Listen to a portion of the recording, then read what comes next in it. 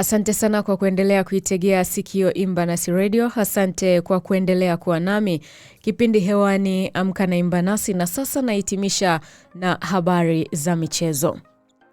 Timu ya Tanzania Prisons imekubali kipigo cha mabao 4-0 kutoka kwa Polisi Tanzania katika mchezo wa kwanza wa mtoano, ambapo mshindi wa jumla atapata tiketi ya kucheza ligi kuu msimu ujao wa mwaka 2026-2027.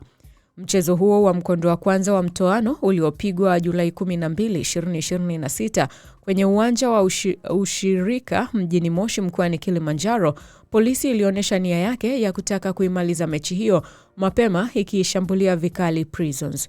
Dakika ya 15 Polisi ikafanikiwa kupata bao la kwanza kwa mkwaju wa penalty, ikifungwa na Juhudi Philemon, akifungua milango ya ushindi kwa wanajeshi hao. Penalty hiyo ilitoka kwa beki wa Prisons kunawa mpira wakati akitaka kuzuia shuti la mshambuliaji Tariq Saif, na mwamuzi Selemani Nonga kutoka Arusha hakusita kusimamia sheria 17 za soka. Prisons dakika 27 ikapoteza nafasi nzuri, kichwa cha winga Haruna Chanongo, mpira ukagonga mwamba wa chini na kutoka nje, akiunganisha kona ya Salum Kimenya. Mpaka mapumziko Polisi ikatoka na uongozi wa bao 1-0 huku ikitawala mchezo wao, wakati Prisons ikionekana kucheza kwa pressure ikipambana kusawazisha.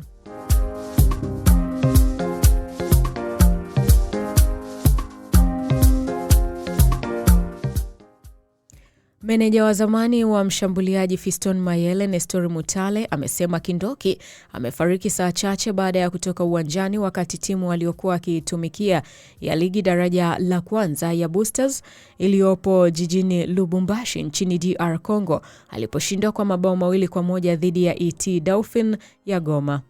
Nestor ameeleza kwamba Kindoki, ambaye kabla ya umauti wake alikuwa kocha wa makipa wa Boosters, mara baada ya mchezo huo uliochezwa jijini Kinshasa hakuondoka na basi la timu hiyo uwanjani hapo, na baadaye kuamua kuchukua bodaboda, ndipo baadaye akapata ajali hiyo kisha lori kuja kumkanyaga.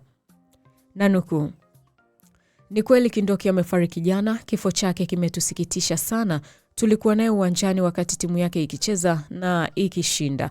Alikuwa benchi na makocha wenzake," amesema Nestori.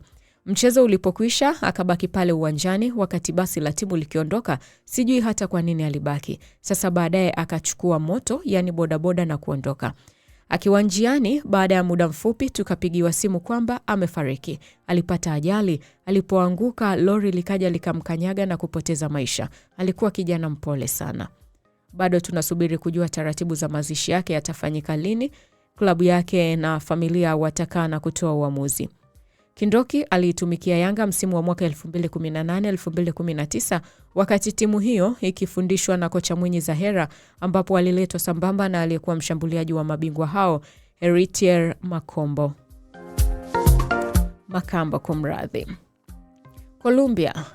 Mshambuliaji wa Colombia Jaminton Campas ameripotiwa kutorejea nchini kwao baada ya taifa lake kuondolewa kwenye kombe la dunia mwaka 2026 kutokana na hofu ya usalama wake kufuatia kupokea vitisho vya kuuawa kutoka kwa mashabiki wenye hasira. Colombia ilimaliza safari yake ya kombe la dunia katika hatua ya 16 bora baada ya kuchapwa na Uswisi kwa mikwaju ya penalti 4-3 kufuatia sare ya bila kufungana ndani ya dakika 120. Campas alikuwa na nafasi ya kuwa shujaa wa taifa lake katika dakika za mwisho za muda wa nyongeza alipobaki uso kwa uso na kipa, lakini alipiga mpira juu ya lango na kuikosesha Colombia bao la ushindi. Ingawa baadaye alifanikiwa kufunga penalti yake kwenye mikwaju ya uamuzi, haikutosha kuizuia Colombia kuaga mashindano hayo kwa maumivu.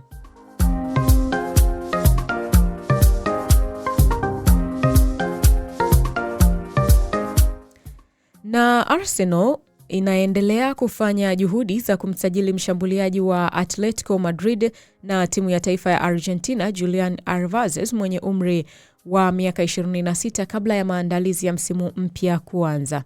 Aston Villa inakamilisha hatua za usajili wa kiungo wa Freiburg na timu ya taifa ya Uswisi Johan Mazambi mwenye umri wa miaka 20 ambaye awali alikuwa akielekea kujiunga na Newcastle United.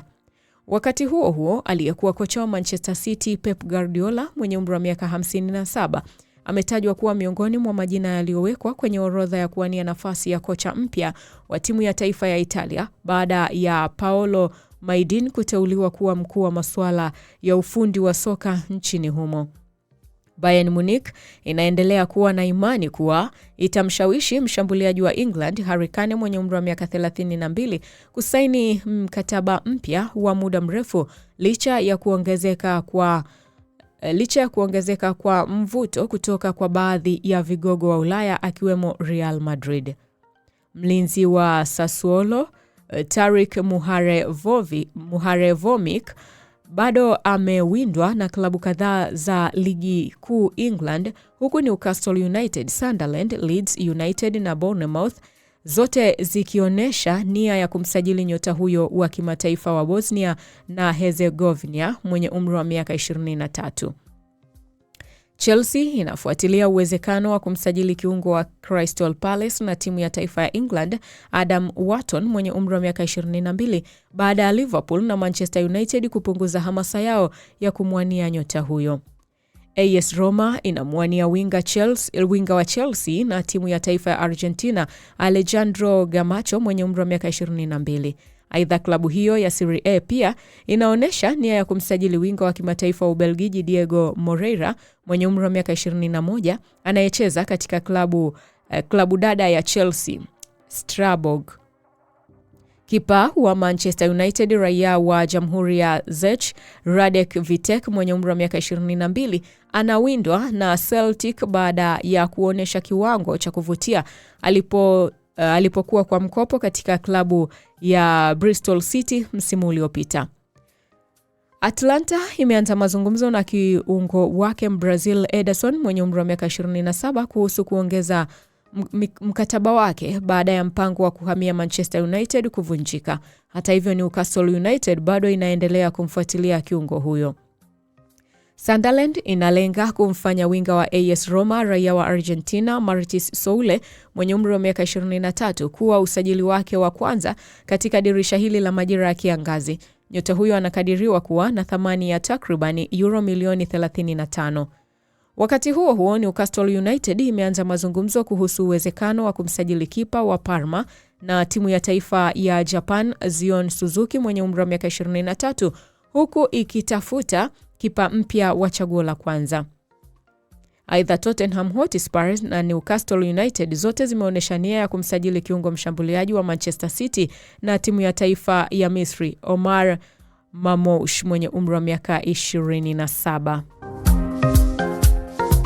Na hizi ni habari nilizokusogezea kwa asubuhi ya leo. Nikushukuru sana kwa wewe ambaye tumekuwa pamoja tangu pale nilipoanza kipindi hiki hadi muda huu hapa. Tayari nimekusogezea habari zilizopewa uzito kurasa za mbele na nyuma za magazeti ya leo, na hapa nimetoka kukusogezea habari za michezo. Nukuu ya leo, ikiwa leo ni Julai 13 mwaka 2026, siku ya Jumatatu. Nukuu ya leo inasema, maisha ni kile unachokiamua kila siku, sio kile kinachokutokea. Wakati mwingine kile kinachokutokea ni kitu ambacho hujapanga kitokee, lakini kile ambacho unaamua kila siku, yale ndio maisha. Endelea kuitegea sikio Imbanasi Radio. 2:30 tutajiunga na RFI Swahili kwa ajili ya kupata habari na makala mbalimbali. 3 kamili Tadei Cosmas atakuwepo hapa kwa ajili ya kukusogezea habari za michezo. 5 kamili nitakuwa hapa kwenye kipindi cha Mambo Leo, na 7 kamili tutajiunga na DW Kiswahili kwa ajili ya kupata habari na makala mbalimbali.